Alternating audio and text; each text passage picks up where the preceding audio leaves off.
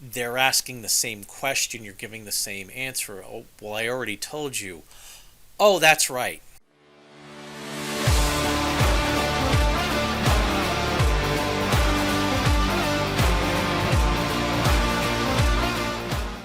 Hi, Jeff Mersace, the Plain English Attorney, and welcome to the video. And today we're going to talk about a topic that comes up this time of year. 5 signs that parents may need some long-term care planning. Now, the reason this comes up this time of year, this is being recorded in November and next week is Thanksgiving, that families are all over the place now geographically. The kids may not be in town, have their own lives and they're spread out across the country, but Thanksgiving, people come home, get together, and that's when they start to notice some things. So these are some warning signs to look at and see maybe this is the time to start thinking about some long-term care planning, look at different alternatives, see what just kind of maybe just a little bit of additional help that parents may need. So let's go ahead and jump into it. So 5 warning signs parents might need long-term care planning. First warning sign: some food is overstocked or there are some regular items that are missing. This is the story that I was told when looking at this. A woman always had potatoes on her shopping list, but she didn't use nearly as much. But it's like every time she goes to the grocery store, it was, oh, that's right, I need to pick up potatoes every single time. And so she just kept buying them and buying them and buying them week after week after week, but not using nearly as much as she was buying. And by the time the son came over, opened the pantry door, and there was like 100 pounds of potatoes in there because she just kept buying them. So that's a warning sign. The other thing is always being out of certain things, or items are missing or misplaced. So that's just one warning sign. If you think it's important for educational videos like this to get out there, then please help us out by subscribing to the channel. The next one: mail and bills are piling up. And sometimes the parents get a little bit defensive. Oh, don't worry about that. I'll take care of that. And if you're seeing there's a stack of mail, but some of the bills have like overdue or final notice or things like that, it could be an issue where they're trying to pull out a checkbook and they're just getting confused, or the bill is confused and they keep putting it aside. So that's a sign that they might need some planning, but at the moment, they might just need a little bit of extra help in keeping things organized and assisting with things like bills. And the help could be something as simple as setting up some auto payments for some of them and just helping them get reorganized and catch up. A third one: not remembering short-term items, but also big explosions of clarity from years ago. So this is one of the funny things about memory. You forget what you had for breakfast. This happens to everybody. But there's a time lapse, and it's, well, this isn't important, and so I put it aside. But when you're sitting down and having a conversation with someone, a person asks a question, you respond, and then about 5, 6, 7 minutes later, they're asking the same question, you're giving the same answer. Oh, well, I already told you. Oh, that's right. They're not remembering the way you are if you're reminded. Wait, I had pancakes for breakfast. That's right. You remembered it when someone pointed out, "Oh yeah, I saw the syrup it was out. Did you have oh yeah, I had pancakes." You remembered that you had pancakes when you're given that little reminder. They're not remembering, but they're covering.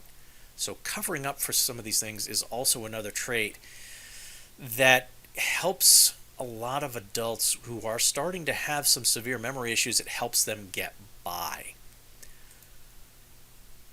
And okay, yeah, those big explosions of clarity from years ago. So there could be several of these short-term memory issues. And oh yeah, I forgot, I'm sorry. And then they can come out and talk about an incident that happened 40 years ago with complete clarity and descriptions, and it's just this flood of understanding and remembering, but it's from a long time ago. Again, just a warning sign to start to see, hey, is there something that we have to maybe look into a little bit to provide some extra help? Number 4, disorganization and things not being where they usually belong. Now, on the disorganization, if they were always disorganized, then this is nothing new. If they were very organized and suddenly things aren't, well, that could be a warning sign. Again, just take a little bit of a look. But things not being where they're supposed to be. I'm remembering this from my own grandmother when she was starting to have memory issues.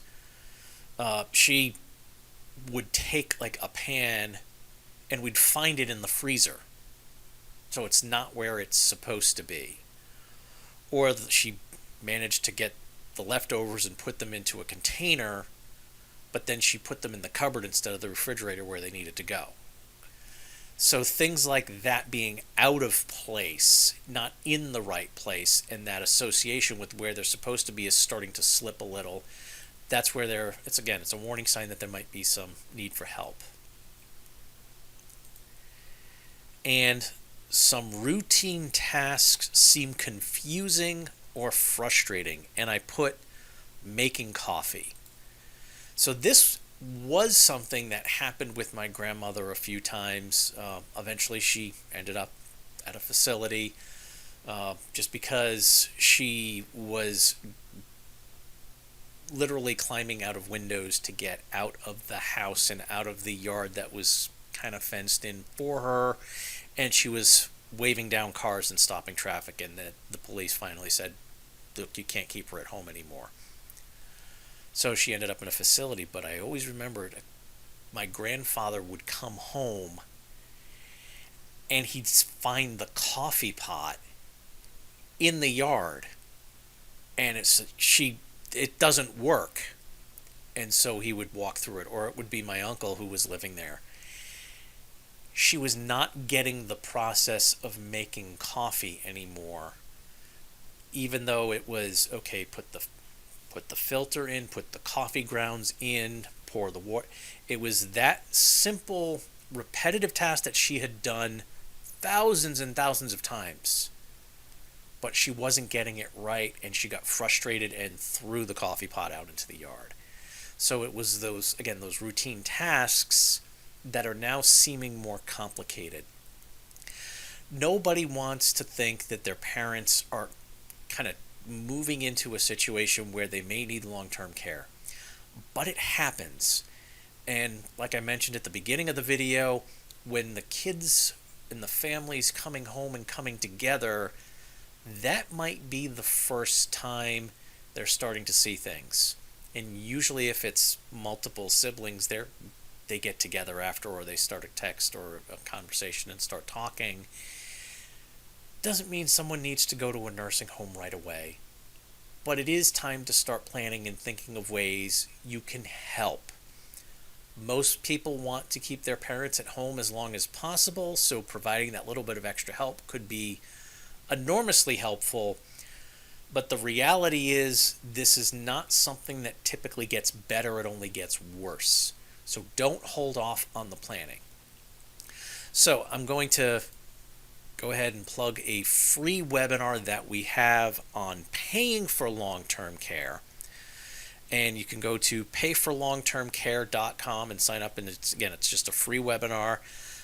We have one that started on November 17th, but the replay is going to be running consistently starting December 1st.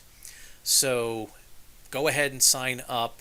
Same website, but the first launch will be on December 1st, and it'll just keep going. So you'll get there, you can sign right in after December 1st, and it'll be an ongoing webinar.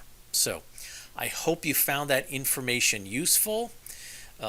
Please go ahead and sign up for the webinar if you want more information there, and check out the other videos we have, particularly the Medicaid planning playlist. And as I always tell my clients, please stay safe, plan ahead, and enjoy life, and whatever you do, make it a great day.